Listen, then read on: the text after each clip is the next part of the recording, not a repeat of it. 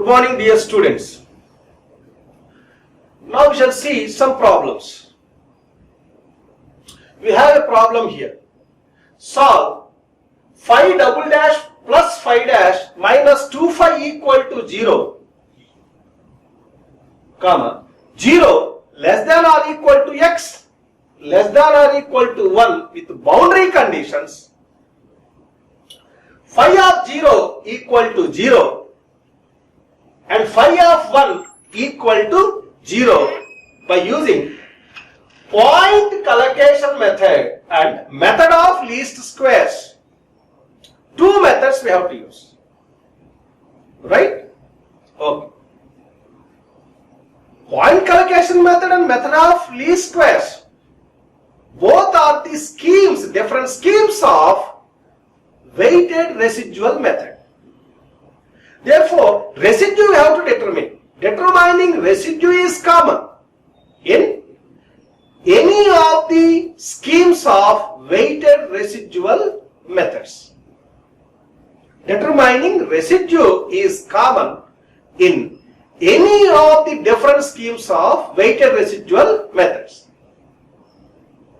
Now, we choose an approximate solution satisfying the given boundary conditions. Okay? So, how many arbitrary constants you take?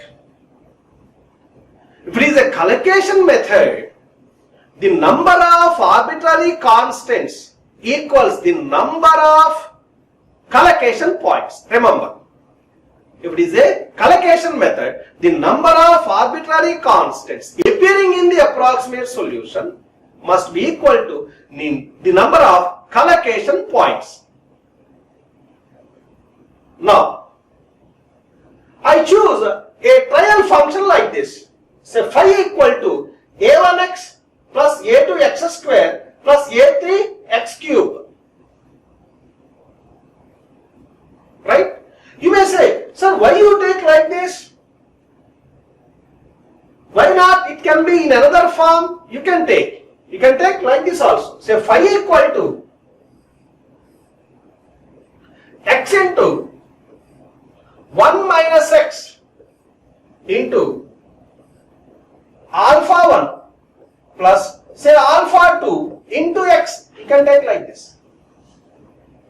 Now put boundary conditions. X equal to 0, phi equal to 0.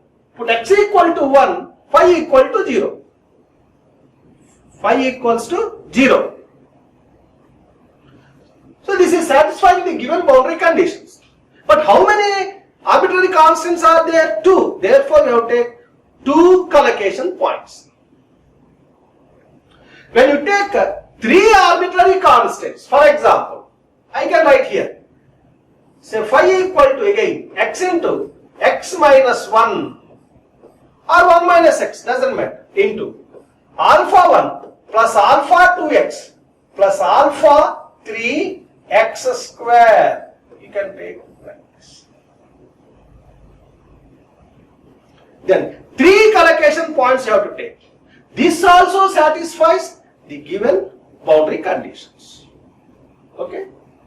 So here I have taken 3 arbitrary constants and my trial function is this. Okay. Now I put x equal to 0, then phi equal to 0, satisfied. And I must satisfy the second boundary condition. At x equal to 1, phi equals 0. Therefore, at x equal to 1, are you getting phi equal to 0? No. At x equal to 1, you get phi equal to alpha 1 plus alpha 2 plus alpha 3 equal to 1. You get an equation. Good. Alpha 1 plus alpha 2 plus alpha 3 equal to 1. That is one equation. Because there are 3 arbitrary constants, how many equations you want? 3 equations, but we have already one equation and you want 2 more equations, therefore now take only 2 collocation points. Be careful. Right? Okay. So now Residue you have to determine. This is my approximate solution. I differentiate phi with respect to x. I get phi dash d phi by dx. So d phi by dx equals to this. How you get? Alpha 1 plus 2 alpha 2x plus 3 alpha 3x square. You get like this.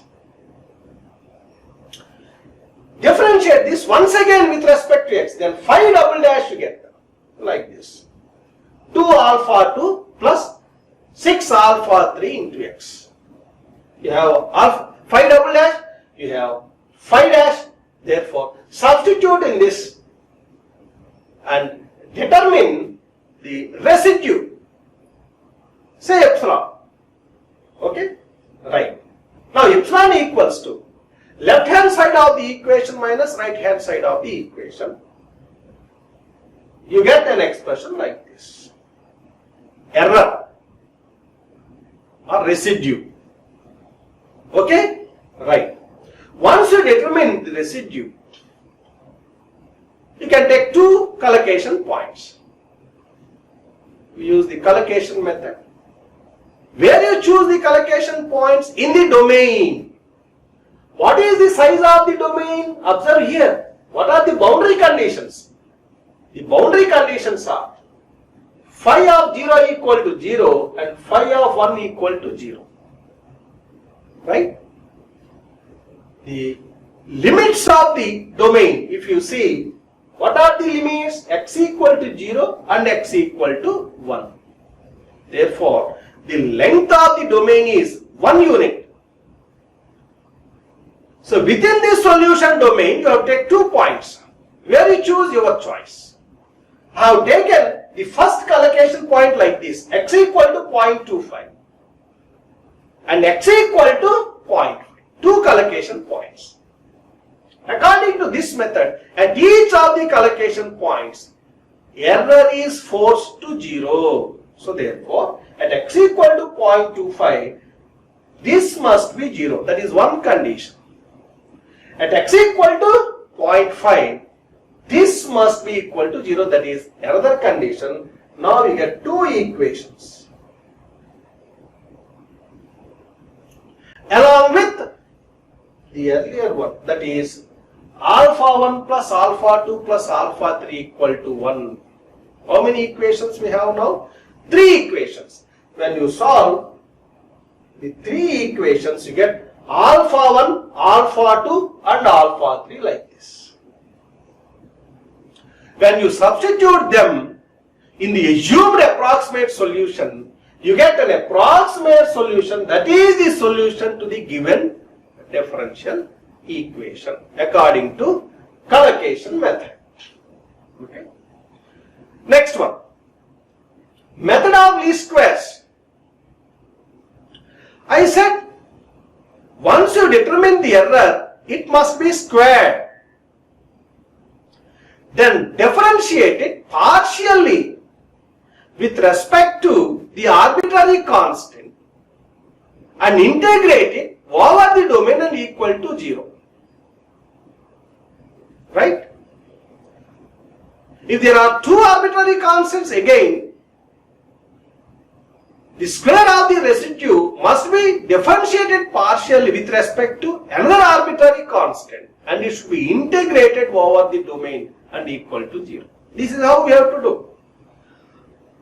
Okay? Right.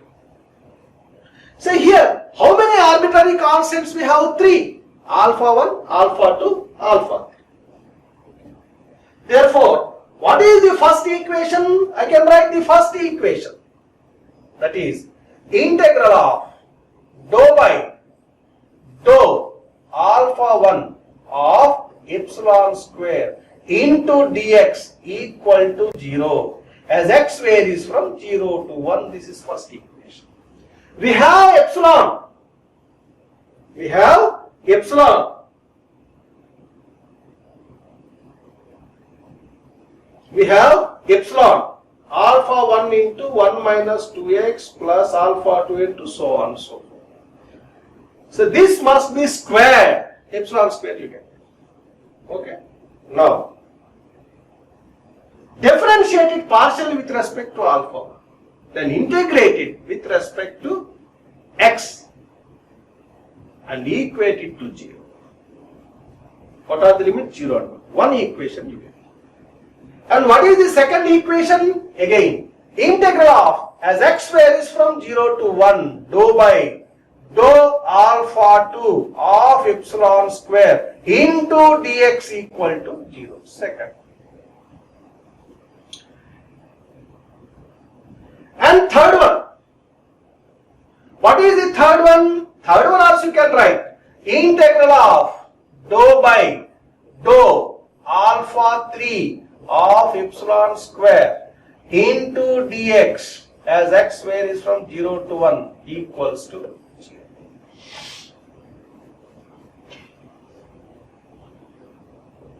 Okay? Now if you differentiate epsilon square, what you get? With respect to alpha 1. 2 into dou by dou alpha 1 of epsilon into dx. Understand? So integral is there. Therefore, integral of 2 dou by dou alpha 1 of epsilon square into dx equal to 0 as x varies from 0 to 1. Similarly, in the remaining two expressions. So you get ultimately like this. Okay? So you get three equations. So when you solve them, you get alpha 1, alpha 2 and alpha 3. When you substitute, you get an approximate solution like this. This is how we can solve using method of least squares. Okay. Next one. Another problem. The potential energy for the linear elastic one-dimensional rod shown in figure below, neglecting body force is pi equal to 1 by 2 integral of as x varies from 0 to L EA into du by dx whole square into dx minus 2 u1 where u1 equal to u of 1. This is the problem statement. So what is the figure given here? See, visualize this figure. It represents a bar of uniform cross section with ends fixed. Ends modulus is 1 unit. So cross section area is also 1 unit. Cross section 1 squared unit. Okay, right. Now, at the midsection, a force of 2 units is applied. The length of the bar is 2 units. Right? This is the direction of x along the length. This is the direction of x-axis. This is one-dimensional domain. Okay. Force is acting like this, in this direction. This unit is, its magnitude is 2 units. Its magnitude is 2 units. Okay. So now, potential energy is given.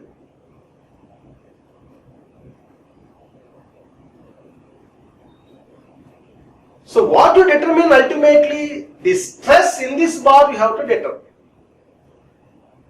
Stress at any point in this bar you have to determine. Let us see. According to the principle of minimum potential energy, what is the principle of minimum potential energy? Of all the kinematically admissible displacements, those corresponding to the equilibrium will extremize the total potential energy. If the total potential energy is minimum, then the state of equilibrium is stable. That is the principle of minimum potential energy. We have the expression for potential energy of this body. So pi equal to, pi represents potential energy. Pi equal to 1 by 2 integral of as x varies from 0 to L EA into du by dx whole square into dx minus 2u1. We want here the displacement u, displacement function we have to assume. Right? So how we assume? You can assume like this. Say u equal to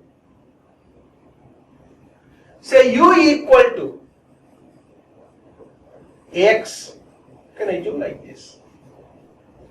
Or say u equal to ax plus b, you can assume like this.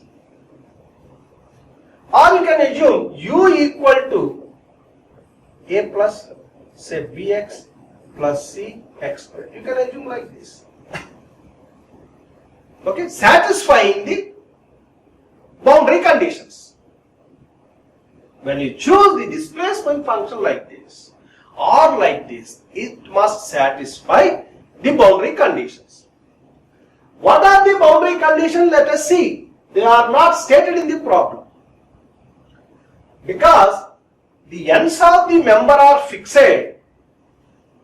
at the initial end, there is no displacement. Therefore, at x equal to 0, displacement u equal to 0. That is the first boundary condition. At x equal to 0, u equals to 0. That is the first boundary condition. Other end is also fixed. At x equal to 2 units, u equals to 0. This is the another boundary condition. Two boundary conditions we have. Understand? Right. Now, I have taken a function like this for displacement. U equal to a plus bx plus cx square. Now, I impose the first boundary condition. At x equal to 0, u is 0. I put x equal to 0. Then a equals to 0. Then a equals to 0. So therefore, what you get? U equal to bx plus cx square. When you put x equal to 0, a equals to 0. This is the first boundary condition. So how you get 0 equal to a plus 0 plus 0. So a equals to 0. So therefore you get u equal to bx plus cx square. Okay. Next one. At x equal to 2, u equals to 0. Then, so how you get? Again, at x equal to 2, let 2b plus 4c equal to 0. Right? This you get satisfying the second boundary condition. So when you simplify this, you get like this. B equal to minus 2c. In place of B, put minus 2c. Then you get u equal to c into minus 2x plus x square. So this is the displacement function. Once you get the displacement function, you can determine the strain du by dx. In the expression of the potential energy, we have du by dx. Therefore, determine du by dx. Then determine du by dx, you get 2c into x minus 1. Okay? Right. Now, substitute du by dx in the expression of potential energy here. Okay? And what is u1 here? The displacement. See here. The displacement at x equal to 1 unit. We have u, the expression for u. Put at x equal to 1, then you get u1. We have the expression for u. Put at x equal to 1, then you get u1. When you put x equal to 1, what you get? U equals c into minus 2 plus 1. The minus c you get. Okay? Minus c you get. So when you substitute the value of u1 and du by dx, in the expression of pi, you get like this. Now simplify this. Then you get pi equal 2c plus 4 by 3 into c square. According to principle of minimum potential energy, d by dc of pi equal to 0. This expression contains only one arbitrary constant. When you differentiate pi with respect to c and equate to 0, you get c equal to minus 0.75. Okay. Once you get c, you get u1. Okay. So we know that according to Hooke's law, stress by strain equals to Young's modulus. Therefore, the stress in the bar sigma equals to E into epsilon. What is epsilon? It is simply du by dx. Therefore, sigma equals E into du by dx, which equals to E. It is 1 unit. So 1, right? So du by dx, what you get? 1.5 into 1 minus x. So this is how we can determine or we can obtain an expression for stress in a bar of uniform cross section subject to the given conditions. Okay? Thank you very much.